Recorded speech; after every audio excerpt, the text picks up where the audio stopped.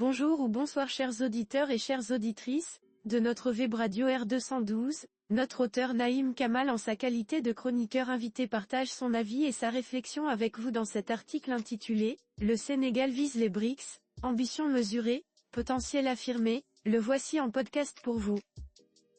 Naïm Kamal ouvre son propos en rapportant une annonce significative de la manière suivante.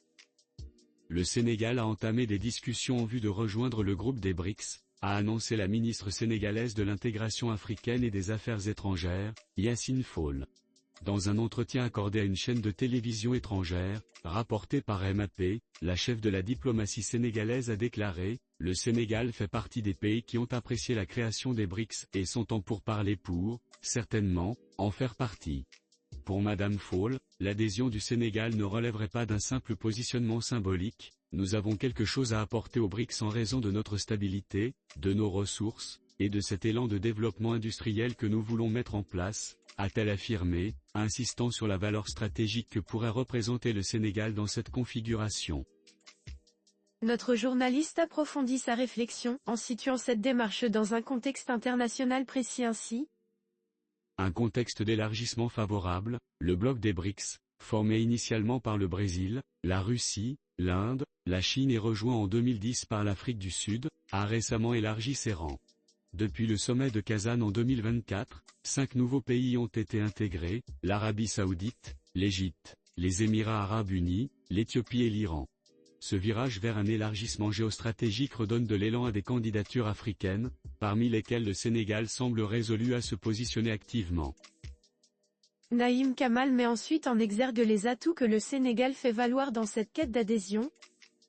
Stabilité, ressources et diplomatie, des atouts, si le Sénégal affiche une économie encore modeste à l'échelle mondiale et au regard des mastodontes des BRICS, il possède des arguments qui pourront à l'avenir en faire un candidat séduisant, une stabilité politique plutôt rare en Afrique de l'Ouest, une présence diplomatique reconnue et admise, notamment au sein de la communauté économique des États de l'Afrique de l'Ouest, et des ressources énergétiques prometteuses, notamment dans le gaz et le pétrole, à la condition que la pays n'en subisse pas la malédiction qui frappe de ce fait plusieurs pays africains.